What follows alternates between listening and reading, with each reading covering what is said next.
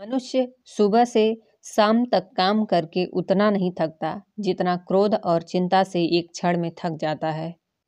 Hello friend, स्वागत है आपका। दोस्तों, आज हम बात करेंगे कि महाविष है क्रोध, यानी क्रोध से बड़ा विष कोई नहीं है इस दुनिया में।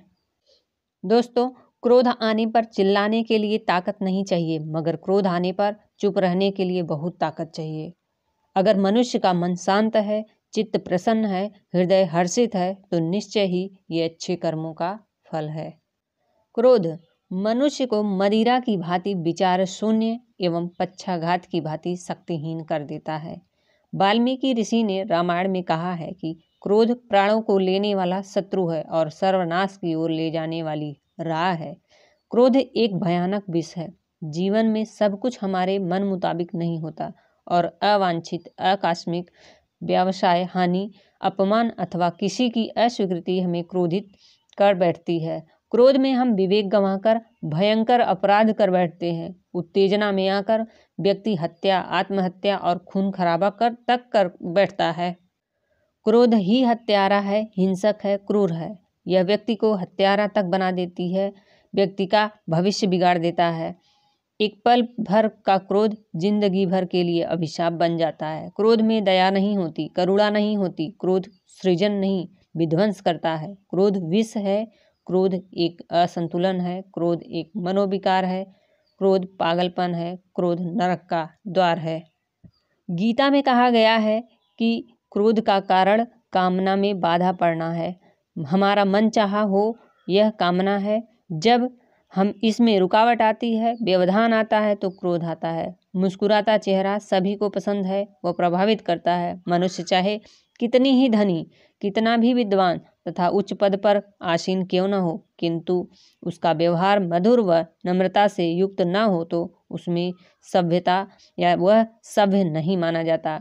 यदि वह बात में क्रोध करे, आवेश में आकर आक्रोश में आ जाए, झल्लाए तथा अहंकार के कारण अपने अधीनस्थ लोगों को छोटी छोटी मामूली बातों पर फटकारे व प्रताड़ित करे, तो लोग उससे प्रसन्न नहीं रहते, अपितु वह निंदा का पात्र बनता है। उसका व्यवसाय व कारोबार प्रभावित होता है तथा लोग मन ही मन उसके अमंगल की कामना करते हैं। क्रोध से जीवन के हर क्षेत्र में हानि व नुकसान उठाना पड़ता है। प्रज्ञा पुरुषों, दार्शनिकों, मनोवैज्ञानिकों, चिकित्सकों, शरीर शास्त्रियों द्वारा विभिन्न माध्यमों से यह बताया गया है। आयुर्वेद क्रोध को अनेक बीमारियों का जनक मानता है। क्रोध की स्थिति में व्यक्ति की विवेकशीलता घट जाती है। उस समय पित्त का प्रकोप अधिक हो जाता है, मुंह और आंखें लाल हो जाती हैं, शरीर तन जाता है, ओठ कांपने लगते हैं, मुट्ठियां बंध जाती हैं, गला सूखने लगता है एवं रक्तचाप बढ़ जाता है। क्रोध आवेश पर चढ़ने पर व्यक्ति अर्ध विक्षिप्त जैसी स्थिति में जा पहुंचता है। उसकी निर्णय क्षमता, व्यवहार सब कुछ विचित्र हो जाते हैं। क्रोध का आवेश जिस पर चढ़ रहा हो, उसकी गतिविधियों पर ध्यानपूर्वक दृष्टि डाली जाए तो पता चलेगा कि पागलपन में अब कुछ थोड़ी ही कसर रह गई है।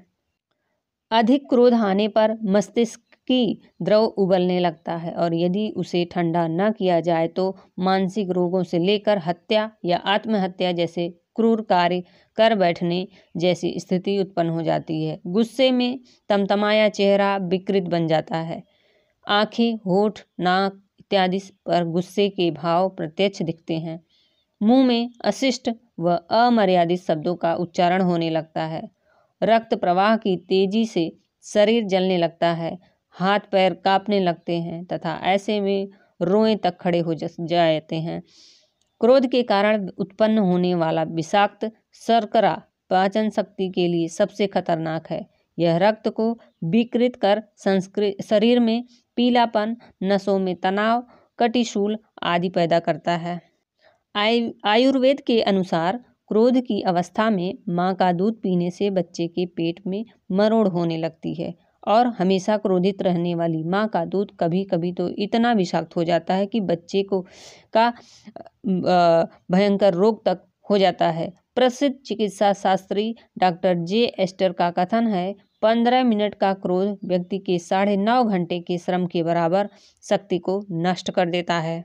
क्षण भर के क्रोध से 1600 आरबीसी जल जाती है, जबकि समता भाव के से केवल 1400 आरबीसी बनती है।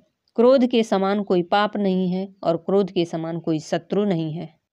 क्रोध अनर्थों का मूल है, इस प्रकार क्रोध वर्जित है। महाभारत में क्रोध को चांडाल कहते हुए कहा गया है। जो मुनि क्रोध करता है वह चांडाल से भी बढ़कर है। क्रोध से व्यक्ति कृत्य अकृत्य के विवेक से विहीन हो जाता है। क्रोध उसके विवेक को नष्ट कर दे।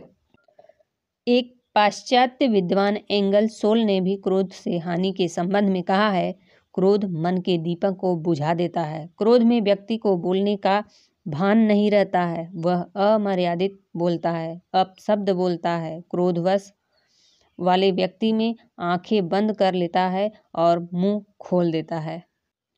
क्रोध को दूर करने के उपाय के संबंध में भगवान महावीर ने कहा है, शुभ कार्य करना है तो उसमें क्षण मात्र का भी क्रोध नहीं होना चाहिए। यदि अशुभ कार्य है तो उसमें अधिकाधिक विलंब करो, ताकि उसको करने की संभावना समूल नष्ट हो जाए।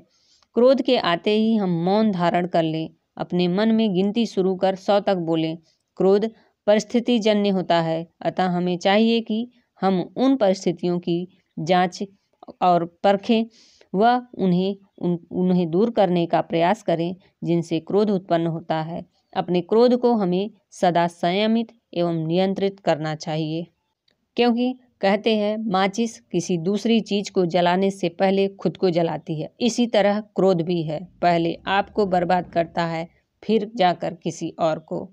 तो दोस्तों, क्रोध पर रहा हमारा ये विचार। मिलते हैं नए विचारों के साथ। धन्यवाद। चैनल पर नए हैं तो सब्सक्राइब कर लीजिएगा ताकि नए वीडियो की नोटिफिकेशन आपको पहुंच सके।